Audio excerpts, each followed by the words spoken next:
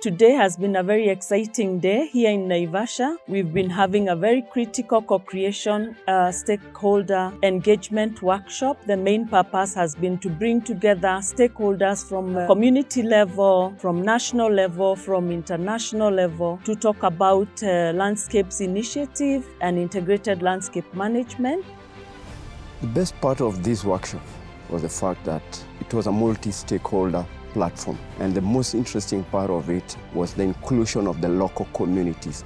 ILM refers to long-term collaboration among diverse stakeholders to foster natural resource resilience at landscape level with the aim to provide equitable and sustainable livelihoods, to enhance biodiversity conservation, and to improve ecosystem goods and services. Integrated land management is a new terminology, and so it has really influenced me and even opened my understanding of what it entails. To me, it's a very holistic approach on how agricultural sector problems can be solved collaboratively.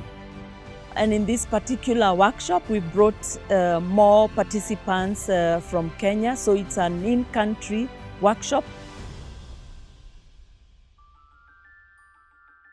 A lot of people have said to me how there'll be continuing conversations from today but into the future too, and that's only going to help increase the impact over the long term. People during the conversations, which were very animated, they have identified 8 landscapes, some of which we can consider for the integrated landscape project that CABI is developing together with partners. And so within the group work that we've been having, there's been now the meeting of these ideas and getting to a common understanding, or agreeing, in some cases agreeing to disagree on how to go forward. So that has been very enriching.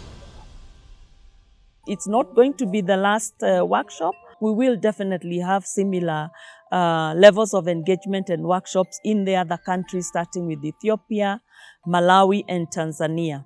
The next steps from this process will be also to continue the co-creation process, where then we identify specific interventions and initiatives which we can undertake collaboratively in these landscapes to address the degradation that has been specified.